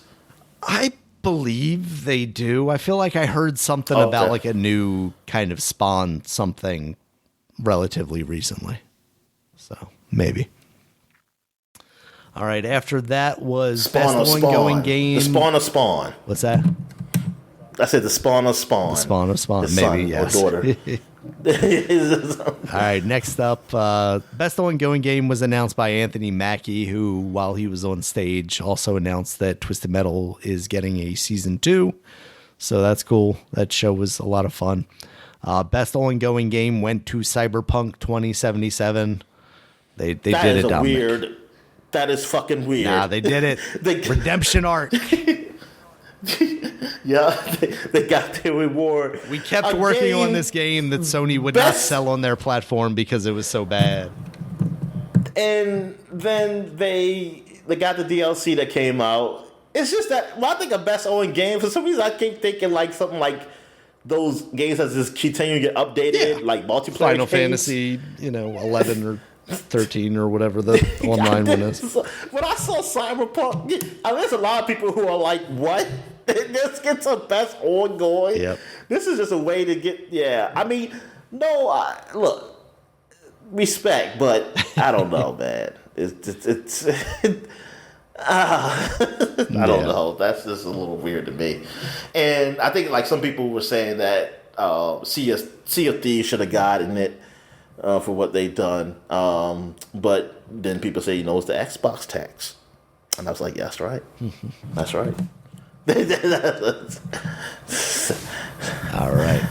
Next, I think it's a weird choice, though. Yeah. For me, it feels weird. I understand why you got it, but it's weird that I didn't think about this type of game. Yeah. Getting it. Fully agree. All right. Next year should be Starfield. if they no, it'll be Redfall, Dominic. It's gonna be Redfall. Oh yeah, that's right. They did. Yeah, they just that did update. An update. With it. Yeah. All right. Next up was The Last Sentinel. This is coming from Lightspeed LA.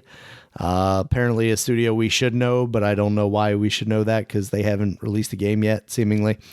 And this was just a trailer of like these people attacking this family, and then like one of the guys smashes this woman's face, and then it turns out she's an android, and then a lady comes in an exosuit and like gets rid of the dudes. So like it looked cool, but there's not much to it.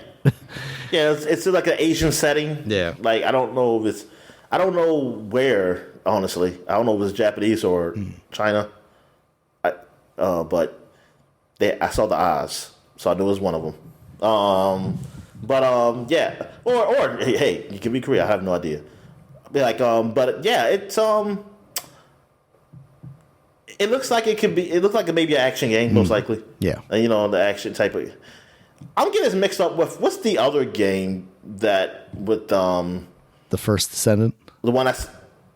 Oh, that's what that is. Yeah. The one that's supposed to. I said it has to look like the environment from Death Stranding. Yes. Yep. Yeah. So that's actually next because I confused this thinking that it was the same game.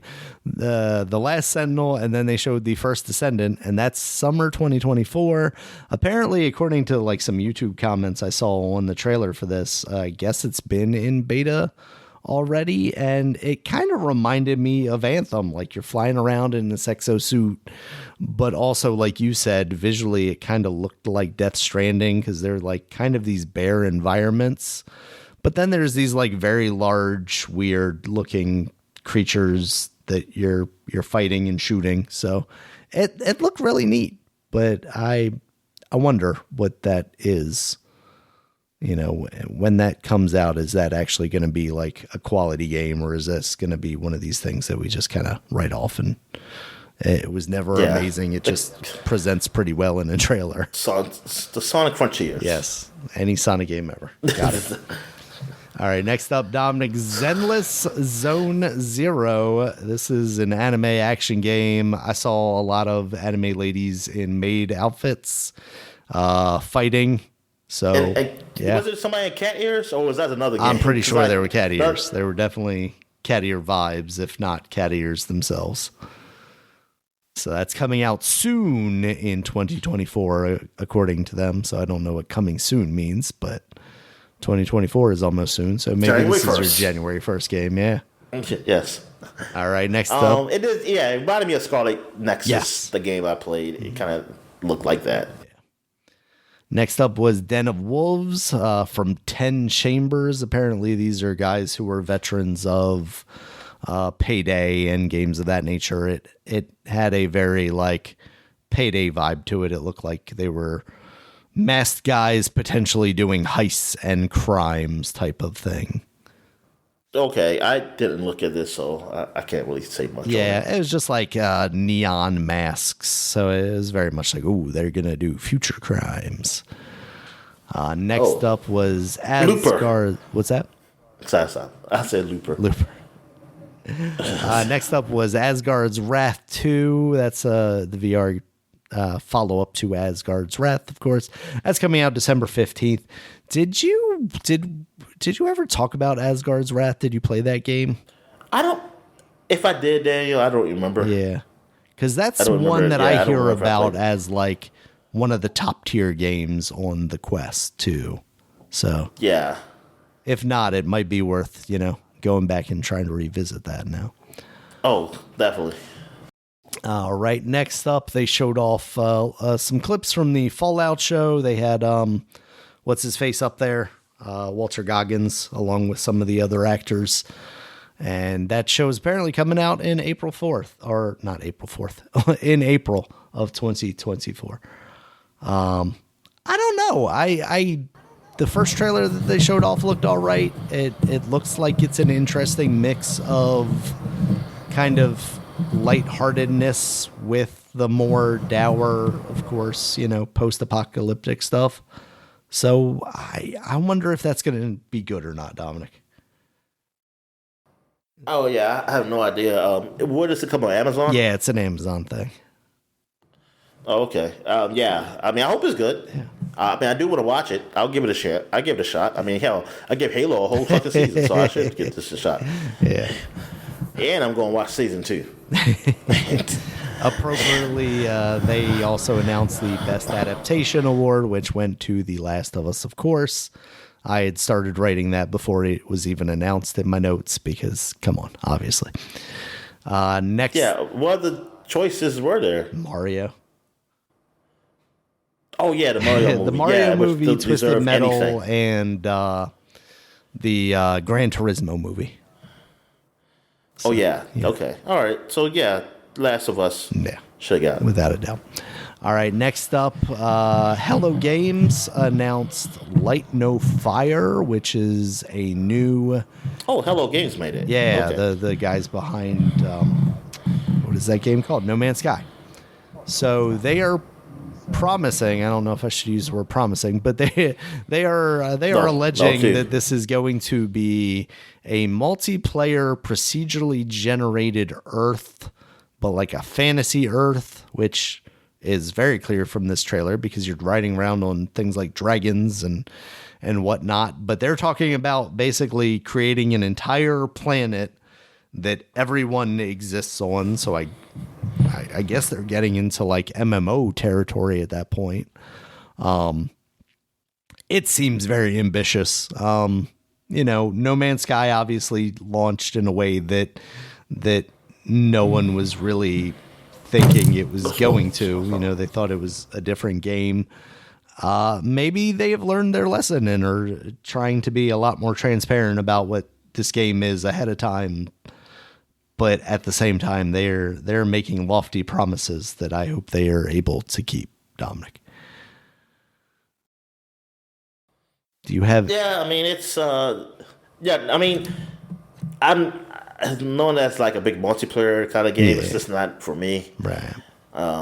But yeah, I mean, I hope it turns a lot better than what No Man's Sky did initially. Yeah, I mean, they've definitely gotten what the game there, has become just really good. Yeah. Oh, definitely, they got in there. I mean, they got in there and beyond. Yeah. So yeah, so hopefully, like you said, in this game, and it grab people a whole lot more. From the bank, and these promises will be met. All right. Next up was the announcement of Stormgate. They're going into early access summer 2024.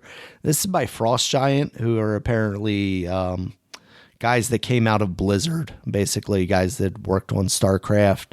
And it is very much... That is something. We left Blizzard. We're going to call ourselves Frost Giants. We left the Blizzard. Oh, wow. I didn't even think about that. Yeah, that's pretty good. But yeah, apparently that game is on Kickstarter and, is now getting into the point where people are actually going to be able to play that game. So that's all right. Also, Simu Liu, the guy that played in, what's the Marvel movie? Why am I blanking right now? Moon Knight. No. God. The actor that was in the Marvel movie, Shang-Chi. He was in Shang-Chi. The guy that played in there is going to be a voice actor in Stormgate, and he was there to announce that he was going to be doing what that. is Stormgate? Like, what are you doing here? It's an RTS game. It's basically Warcraft, StarCraft. It looks pretty good, though. All right. After that was a whole slew of awards again. Action Adventure went to Tears of the Kingdom. RPG. So it did win one. Yeah. Fuck. RPG went to Baldur's Gate. Sim Strategy went to Pikmin. Oh, yeah. People were mad that... I mean, there were some people, weirdos, who were mad like Spider-Man didn't win that award. And I was like, shut up. Action Adventure? Yeah. It was never going to win, Dominic. Like, it was never going to win. I know you were in a tizzy. You was like, "Oh, I love both of the. I love Zelda and Spider-Man. Who do I want to win?" Yep, that's how I was. No, I never had any thought that game was going to win any of the big categories, at least. All right, next up, sports and racing went to Forza. Multiplayer went to Baldur's Gate. That one was a little surprising to me. I mean, I know it has that, but yeah. I don't know that that's like the focus of that game. Players vote went to Baldur's Gate. They announced Final Fantasy 16 DLC. Echoes of the Fallen is out now. It shadow dropped the night of the Game Awards. And The Rising Tide is coming out in spring of 2024. So those are new chapters for Final Fantasy 16. I'm curious about the Baldur's Gate thing because, like, I like it and I think it probably deserved Game of the Year and everything. But like the players vote, I'm like, I'm guessing most people just didn't know about these award shows because I just feel like FIFA should have won that. yeah, I just feel like it should have won. If there was like a real vote of players like they did back in the day, like when Madden won. Like, I just feel like Baldur's Gate wouldn't have won. I feel like Spider-Man would have beat it. Yeah. For some reason. Yeah. It's interesting because while it feels like Baldur's Gate is like the terminally online choice because like that's, at the same time, the Game Awards feels a little broader than that. So it feels like, like a Spider-Man 2 could have maybe pulled that off. All right. So go ahead. All right. So after Final Fantasy 16 was the Game Direction Award. That went to Alan Wake 2. Then they showed off the finals out now. That is Game Direction. I mean, I kind of figure what it is. And I mean, I have no. Actually, that was the one I thought Zelda was like a lock for because of like how many weird systems and like game design features they had in there. Oh, I think that's where I was headed with that one. All right. So the finals, this is a competitive shooter. It's based around like you're in a television show kind of thing. It has very much like so not the NBA finals. Heavy on style. No Charles Barkley here. Charles Barkley, you only been in one. I just meant like he's talking about him usually. Oh, yeah. Yeah. Oh, yeah. Because honestly, I was expecting you to say, yeah, he's never been in one. Because I couldn't remember if that was like one of those weird stats where like, yeah, he's never. Oh, nah, he's been in one. He lost to Jordan. That was the one he probably could have won. But Jordan just kept a lot of people away from winning one. Yeah, that's rough. Yeah, but the finals is a game that's been in like early access beta, for a while now. But it got shadow dropped into 1.0 as well the same night as the Game Awards. After that was kind of their biggest, like end of the show trailer. It was the Monster Hunter Wilds that's coming out in 2025 as well, Dominic. So another big one for that year. Trailer looked like Monster Hunter, all right. What'd you think? I didn't see nothing like different from what we see in the recent Monster Hunters. Like, still the big one is still World. Like when that trailer first came, because that was really like it looked great graphically and everything. This didn't do that, even though it's on New Generation now. But I mean, I don't know what you could do, honestly. I mean, I don't know. Because, I mean, it's not my type of game, but, I mean, I like the look. I like when I see people go after those monsters and stuff. I just don't, playing that game, I just don't like the obtuse controls for it. And the mechanics, like the weapons and stuff like that. I mean, that's part of the game, but that's something for me. But hey, they get a new Monster Hunter, so people really enjoy that series. So there you go. And in 2025, oh god, I mean, that's going against the Grand Theft Auto 6. Yeah. They know not to actually go. That's not going to win Game of the Year award. That's not going to win Game of the Year. No. All right, and then Game of the Year for this year, Dominic, was Baldur's Gate 3. The man from Larian, who was sitting there the entire time in the upper torso of a suit of armor. That had to be very uncomfortable, was able to get his moment on the stage in said suit of armor. Apparently, they were also supposed to announce at some point during the show that the Xbox version was out now as well. Apparently, they dropped the ball there and did not. I'm going to blame Geoff Keighley playing music and ushering these guys off stage, though. Xbox tax. Yep, Xbox tax. There it is. Yep. Geoff Keighley. Yeah. So he's like, I ain't giving no shot. No. Hey. So that was the game. Yeah. Awards. So it's out now, man. So it's on Xbox. Xbox got it. So it's out. Everybody, almost everywhere. Everybody can play stuff on Switch.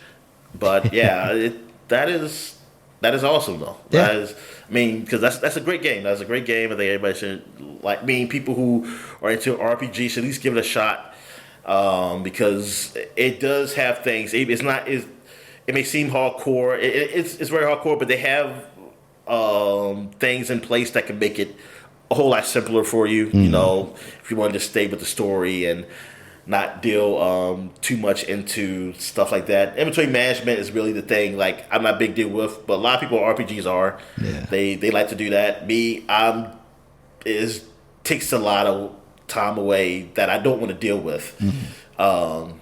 In that, but hey, I think there's settings in there to make it a whole lot simpler for you. And they've done an update. They've done a recent update that's they've added some quality of life stuff to it. Yeah.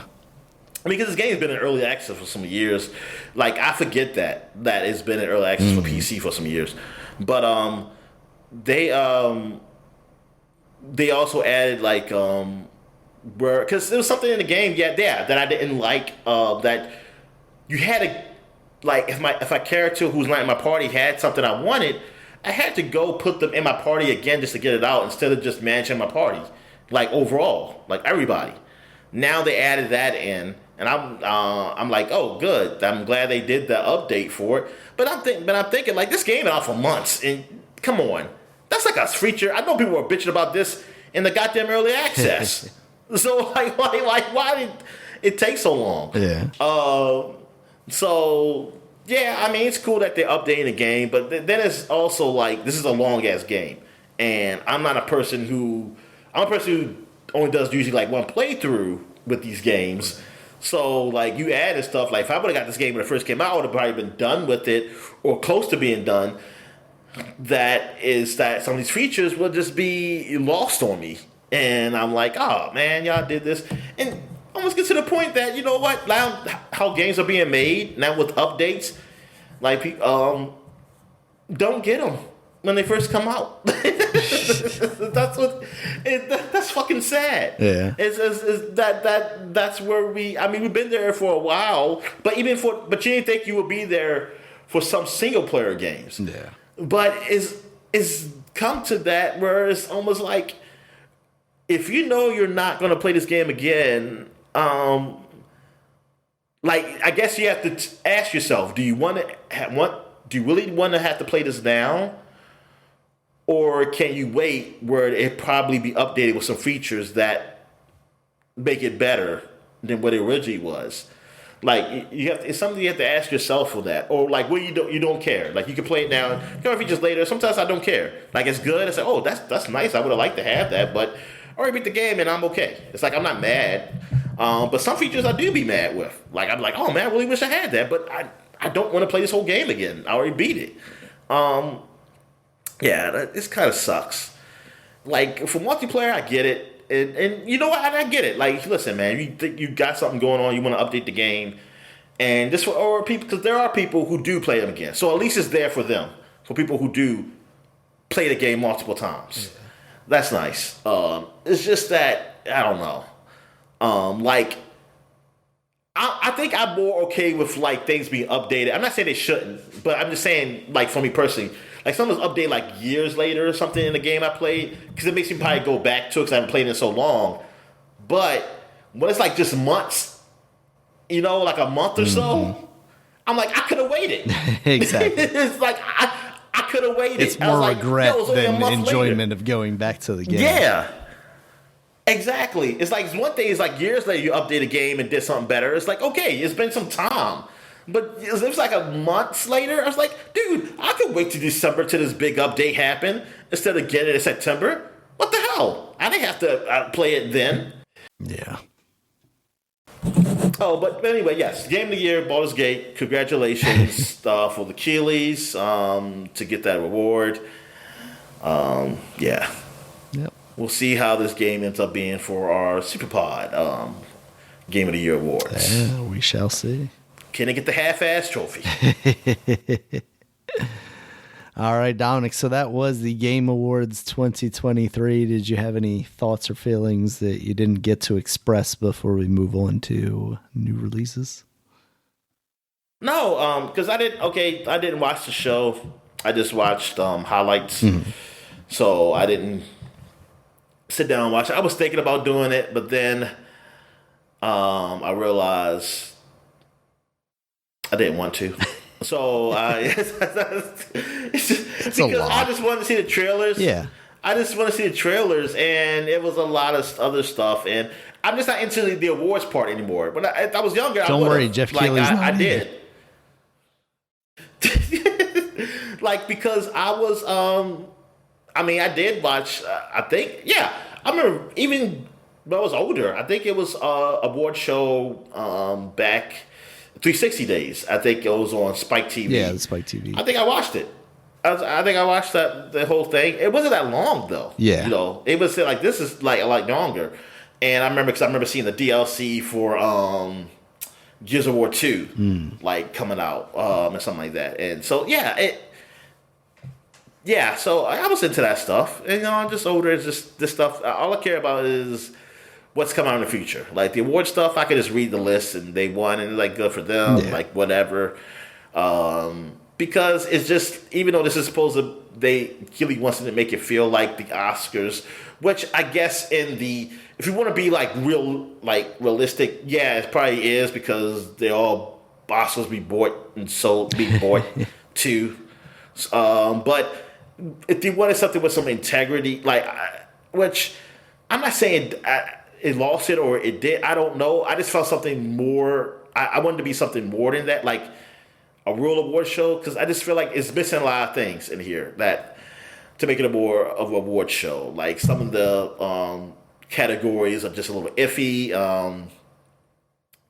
and then the not just the choices you pick, but some things are missing. I wish there was an explanation, you know.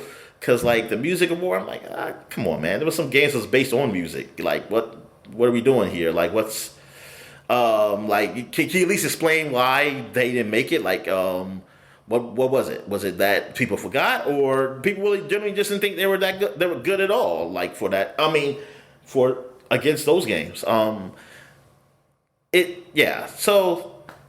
It's all right. I mean, I still like that it's there because we do have something to see these trailers on.